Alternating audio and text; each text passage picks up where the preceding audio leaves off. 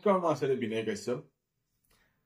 কেইদিনমানৰ পৰা মোৰ ফোন অহা হৈছে যে বোলে ছাৰ টিপাপ মোৰ চলি আছে, এইটো বছৰ মোৰ কেনেকুৱা যাব, টিপাপ পৃষ্ঠ পৰিছে।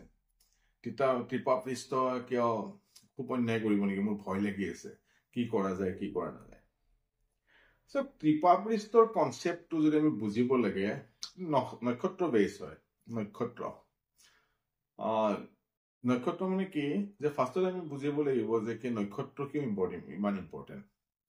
চাওক, চন্দ্ৰ যিটো ৰাশিত বহে, সেই ৰাশিটো কোনখিনি অঞ্চলত আছে, ঠিক আছে, সেই অঞ্চলটোৰ এটা গৰাকী থাকে যাক নক্ষত্ৰ অধিপতি বুলি কোৱা হয়। আৰু সেই নক্ষত্ৰৰ ওপৰত কেন্দ্ৰ কৰিয়ে এই টিপাপ পৃষ্ঠৰ যিটো গণনা কৰা হয়। এটা ফাৰ্ষ্ট কথা হ'ল কি, ক'ব গ'লে টিপাপ পৃষ্ঠ কি ইমান ভয়ংকৰ নেকি যে মানুহ এটাৰ জীৱনত বহুত খেলি মেলি লাগি দিব? যদি এক কথাত ক'ব যায়, টিপাপ পৃষ্ঠ ইমান ভয়ংকৰ কথা নহয়। কাৰণ কুণ্ডলী এখনত সদায় মনত ৰাখিব যে আমি কিবা এটা ঘটনা, দুৰ্ঘটনা আদি চাব হলে কুণ্ডলীখনৰ পুৰা অধ্যয়ন লাগিব। টিপাপ পৃষ্ঠৰ নিচিনা এটা সামান্য বস্তু এটাক লৈ আমি গোটেই জীৱনটো, গোটেই কুণ্ডলীখন বিশ্লেষণ কৰিব নোৱাৰো। যিহেতু লগ্নহে ডিচাইড কৰিব যে জীৱনত কি কি ঘটনা ঘটিব পাৰে, জন্মৰ পৰা মৃত্যু পৰ্যন্ত কি কি ঘটনা ঘটিব পাৰে, সেইটো লগ্নই ঠিক কৰিব। এতিয়া বস্তুটো কেনেকুৱা ধৰণৰ চাই লওক, যে সাপোজ কোনো জাতক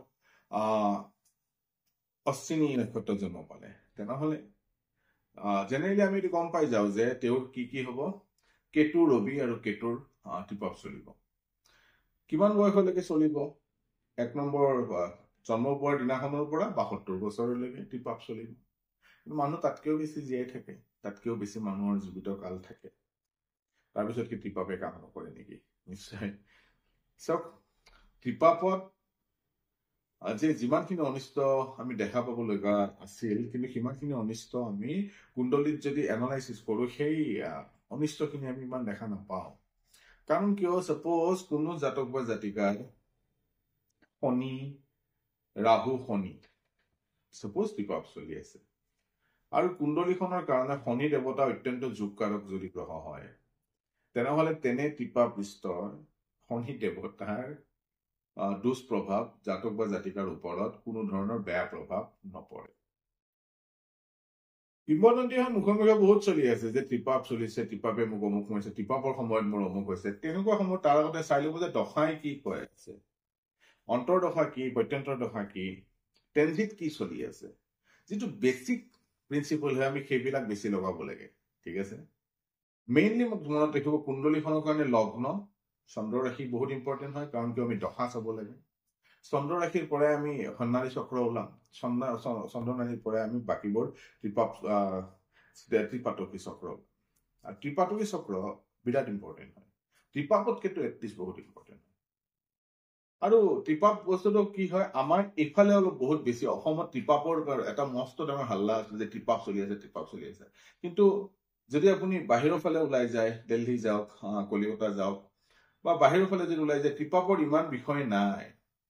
আমাৰ অসমৰ পঞ্জিকাত ত্ৰিপাপৰ বিষয়ে খুব ধুনীয়াকে লিখা থাকে, কিন্তু নেশ্যনেল ডাইৰেক্টৰী পঞ্জিকাখন যদি PM বক্সিৰ চাই, তাতে ত্ৰিপাপৰ বিষয়ে বৰ বিশেষ কোনো ধৰণৰ হেৰি নাই। আৰু বাকী বেলেগৰ পঞ্চাংগবিলাকো যদি চাই, ত্ৰিপাপৰ বৰ তালিকাখন নাথাকে। চ' ভয় নকৰিব, ত্ৰিপাপে যে সমস্ত আপোনাক বছৰটো খুব অনিষ্ট কৰিব তেনেকুৱা কোনো কথা নহয়।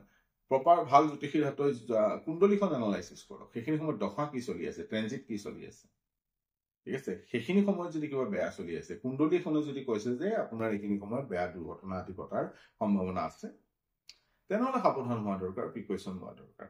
কিন্তু পঞ্জিকা এখনৰ পৰা চাই যে আপোনাৰ 37 বছৰ হৈছে, আপোনাৰ 35 বছৰ হৈছে, মোৰ অমুকটো টিপাপ চলি আছে, এনেকুৱা ধৰণৰ ভ্ৰান্ত ধাৰণা আপোনালোকে নাথাকিব। কাৰণ কিয়, আমিও জ্যোতিষ শাস্ত্ৰ কৰা দিন হৈছে, জ্যোতিষ শাস্ত্ৰত যে টিপাপত বহুত ভয়ংকৰ হৈছে তেনেকুৱা আমি দেখা নাই।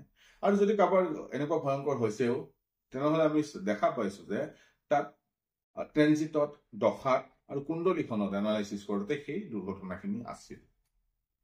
সেইকাৰণে বৰ বিশেষ ভয় কৰিবলগীয়া কোনো কথা নাথাকে। অভিজ্ঞ জ্যোতিষী, ভাল জ্যোতিষীৰ হাতত কুণ্ডলীখন অধ্যয়ন কৰাব ফাৰ্ষ্ট, তাৰপিছত এইবিলাক টিপাপ আহিব, মাংগলিক দোষ আহিব, আৰু কিবা কিবি দোষ আহিব, সেইবিলাক তাৰ পিছত। আগে কুণ্ডলীখনে কি কৈছে সেই বস্তুখিনি মনত ৰাখিব। এইটো ভিডিঅ' বনোৱাৰ উদ্দেশ্য হ'ল কি যে ভয় কৰিবলৈ কোনো কথা নাথাকে, কাৰণ ভয় কৰি আপুনি চলি থকাত কৰি নচলাই ভাল। যে মোৰ টিপাপ এইটো হেৰি বছৰত পৰিছে, মই এইটো বছৰ মোৰ পুৰা বেয়া যাব বুলি যে আপুনি গোটেই জীৱনৰ কাম কাজ বাদ দি দিব, তেনেকুৱাতো কোনো কথা নাথাকে। আৰু টিপাপ ইমান শক্তিশালী নহয় যে মানুহৰ জীৱনত ভয়ংকৰ প্ৰভাৱ পেলাব। মই ক'লোৱে যে যদি কোনো এটা গ্ৰহ যোগকাৰক হয় আৰু যদি সেই গ্ৰহটো টিপাপ পৰে, সেই গ্ৰহটোৱে কি বেয়া কৰিব? একো বেয়া নকৰে। সেইকাৰণে প্ৰথম হ'ল কি যে লগ্ন কুণ্ডলীখন অধ্যয়ন কৰাই ল'ব ভাল জ্যোতিষীৰ, আৰু নিজে যদি জানে অত্যন্ত ভাল। আৰু এনেকুৱা ধৰণৰ কথা টিপাপ, অপবাৰ, মাংগলিক কালসৰ্পযোগ এইবিলাকৰ পৰা দূৰত থকাটো ভাল। আশা কৰি ভিডিঅ'টো আপোনালোকৰ ভিতৰত থকা যিটো টিপাপক লৈ ভয় আছে সেইটো দূৰ কৰিব। মোৰ ভিডিঅ' যদি চাই ভাল লাগে তেনেহ'লে লাইক কৰিব, শ্বেয়াৰ কৰিব আৰু ছাবস্ক্ৰাইব কৰিব নাপাহৰিব। আৰু মোৰ লগত যোগাযোগ কৰিব বিচাৰে, মোৰ চেম্বাৰ হ'ল, ফোন নম্বৰটো আহি আছে ওপৰত, আৰু মোৰ চেম্বাৰ হ'ল Dona Planet, 2nd floor, Prag Astro World বুলি আছে। ধন্যবাদ।